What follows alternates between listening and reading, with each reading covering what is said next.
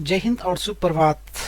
एक बार फिर एक नई अपडेट और महत्वपूर्ण जानकारी, जैसे कि बेसिक शिक्षक के लिए पद भरने के लिए आए जो ओपन हो चुके हैं, जो कि ऑफलाइन भर्ती है, जिसके फॉर्म ऑफलाइन भरे जाएंगे। और ये पता नहीं क्यों इन्होंने ऑफलाइन किया है, जबकि ऑनलाइन करते तो इसकी प्रक्रिया और इसके गुणांक जो भी निकलते हैं वो ऑनलाइन जल्दी इनका रिजल्ट भी निकल जाता। और इसी के साथ 2970 बेसिक शिक्षक के पदों की भर्ती में हो रहा खेल। खेल का मतलब ये है कि जैसे मूल निवास और स्थायी निवास, तो यहाँ पे जो नोटिफिकेशन है इसमें आप देख सकते हो उत्तराखंड के मूल या स्थायी निवासी उत्तर प्रदेश से डीएलएड नहीं करते। तो इसमें साफ साफ लिखा हुआ है, अनिल भूषण जी ये सचिव परीक्षा नियामक प्राधिकारी है यूपी के, तो उन्होंने साफ साफ कहा है कि उत्तर प्रदेश में जो उत्तराखंड के मूल या स्थायी निवासी हैं वह उत्तर प्रदेश से डीएलएड नहीं कर सकते। डीएलएड वही करेंगे जिनका वहां का यूपी का ये मूल निवासी होगा। तो इसमें मैं फर्क आपको थोड़ी देर में बताऊंगा कि मूल निवासी केवल उत्तराखंड में है या अदर स्टेट में भी है, और अदर स्टेट में जो भी वैकेंसियां निकलती है उनके लिए क्या मांगा जाता है, मूल निवास मांगा जाता है, स्थायी निवास मांगा जाता है। इसकी डिटेल में आपको इसी वीडियो में बताऊंगा और बने रहिए वीडियो के साथ। और इसी के साथ आगे चलते हैं। उत्तराखंड की तरह यूपी में भी डिप्लोमा 2 साल का जो एलिमेंट्री एजुकेशन डिप्लोमा होता है वह बाहरी राज्यों के युवाओं के प्रवेश पर प्रतिबंध है। लेकिन उत्तराखंड के माध्यम प्राथमिक विद्यालयों में 2917 पदों के लिए चल रही शिक्षकों की भर्ती में इस तरह के अभ्यर्थियों को शामिल किया जा रहा है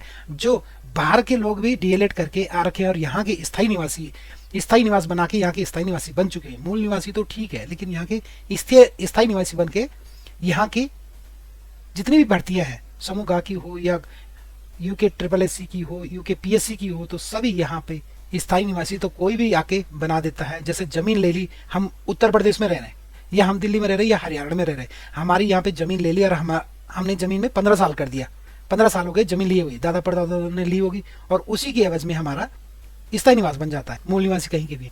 उत्तराखंड के प्राथमिक विद्यालयों में 2917 पदों के लिए चल रही शिक्षकों की भर्ती में इस तरह के अभ्यर्थियों को शामिल किया जा रहा है।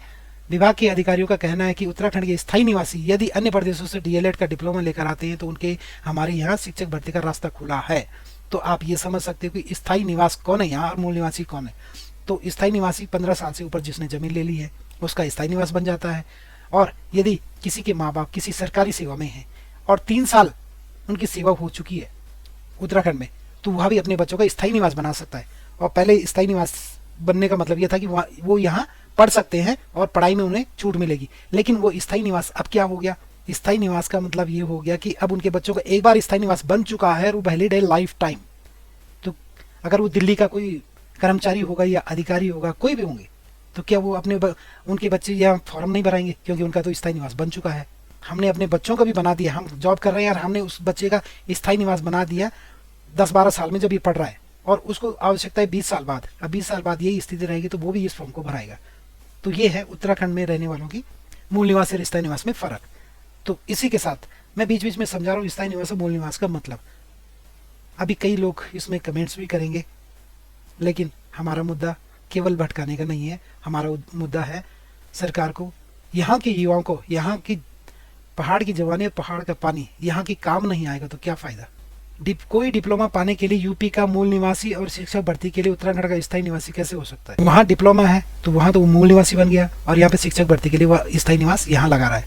तो ये फर्क है इसमें। दरअसल पूरा मामला डिप्लोमा इन एलिमेंट्री एजुकेशन के 2 वर्षीय डिप्लोमा कोर्स के फर्जीवाड़े से जुड़ा हुआ है। उत्तराखंड में यदि किसी को डीएलएड करना है तो वो प्रवेश के लिए राज्य का स्थायी निवासी होना अनिवार्य है। तो स्थायी निवासी होना अनिवार्य है। तो स्थायी निवास की परिभाषा मैंने आपको ऊपर भी बता दी, स्थायी निवास किसका बन सकता है और कौन कौन बना रहे हैं।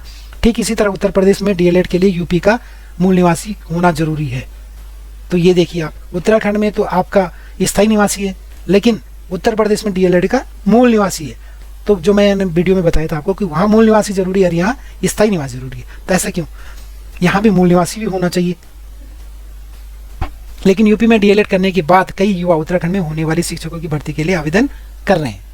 तो उत्तराखंड के प्राथमिक शिक्षा निदेशक रामकृष्ण उनियाल के मुताबिक यदि कोई अभ्यर्थी उत्तराखंड का स्थायी निवासी है जिसने किसी भी दूसरे राज्य से डीएलएड किया है, वह यहाँ होने वाली शिक्षकों की भर्ती में शामिल हो सकता है। तो शामिल हो सकता है तो स्थायी निवासी, मैंने पहले भी बताया कि वहाँ उसने कभी उसके पूर्वजों ने यदि अब जमीन ले ली है, पापा लोग या दादा लोग सरकारी जॉब में होंगे तो 3 साल बाद मैंने बताया कि उनका स्थायी निवास बन सकता है। और जब यहाँ पे ये स्थिति है उत्तराखंड में, तो सभी जो भी बाहर से आएंगे वो 3 साल बाद अपने बच्चों का स्थायी निवास जरूर बना देंगे, चाहे वो 3 साल का हो या 5 साल का हो। उसके बाद 20 साल बाद जरूरत पड़ेगी तो स्थायी निवास लगा के यहाँ पे जॉब पा सकता है। तो इसमें थोड़ा सख्ताई सरकार को लानी चाहिए। शासन ने इसका आदेश जारी किया है। यही वजह है कि शिक्षक भर्ती के लिए अन्य राज्यों से डीएलएड करने वाले उन अभ्यर्थियों से आवेदन लिया जा रहा है जो उत्तराखंड के स्थायी निवासी हैं। राज्य में पूर्व में हुई बेसिक के शिक्षकों की भर्ती में भी इन्हें शामिल किया गया था। अब यह बात सामने आ रही है, लेकिन बेरोजगारों को इस मामले को पहले उठाना चाहिए था। अब शिक्षक भर्ती शुरू हो चुकी है, सभी जिलों ने भर्ती के लिए आवेदन मांग लिया है। आवेदन जमा करने की अंतिम तिथि 5 जुलाई तय है, लेकिन अभी भी वक्त है, कोई बात नहीं है। आवाज़ उठाइए, लेकिन समय पर उठाइए। तो इसमें बदलाव होना आवश्यक है। प्रदेश में बेसिक के शिक्षकों की इन दिनों चल रही भर्ती में केवल डीएलएड अभ्यर्थी ही शामिल हो सकते हैं। इसके लिए उन्हें उत्तराखंड का स्थायी निवासी होना चाहिए, लेकिन कुछ अभ्यर्थी तथ्यों को छिपाकर अन्य प्रदेशों से डीएलएड करने के बाद उत्तराखंड में चल रही शिक्षक भर्ती में शामिल हो रही। तो यहाँ पे देख सकते हैं उत्तर प्रदेश के मूल निवासी हमारे यहाँ डिप्लोमा करते हैं। सचिव परीक्षा नियामक प्राधिकार ने जवाब दिया है। और उत्तराखंड में क्या है कि स्थायी निवासी, तो यहाँ भी मूल निवासी होना चाहिए जिससे यहाँ के युवाओं को फायदा मिल सके। और इसी के साथ एक भर्ती आ रखी है उत्तर प्रदेश में। यह भर्ती उत्तर प्रदेश के अधीनस्थ सेवा चयन आयोग द्वारा जारी की गई है, जो कि दिनांक 15/6/2024 को विज्ञापन जारी हो चुका था, जिसकी अंतिम तिथि आप देख सकते हो 20/6/2024। यहाँ पे देख सकते हो अभ्यर्थी जो उत्तर प्रदेश राज्य के मूल निवासी नहीं है, यहाँ पे मूल निवासी नहीं है, जो उन्हें आरक्षण का लाभ अनुमान्य नहीं है, ऐसे अभ्यर्थी अनारक्षित श्रेणी में माने जाएंगे। तो यहाँ पे अनारक्षित श्रेणी में माने जाएंगे, मतलब जनरल में माने जाएंगे, उन्हें कोई लाभ नहीं मिलेगा। और है तो मूल निवासी शब्द अभी है उत्तर प्रदेश में, जबकि उत्तराखंड में मूल निवासी का शब्द ही हटा दिया जा चुका है। इस वीडियो को अधिक से अधिक शेयर करें। इसी प्रकार की वीडियो के लिए बने रहें हमारे यूट्यूब चैनल में और चैनल को सब्सक्राइब करें। Thank you for watching. जय हिंद, जय भारत, जय उत्तराखंड।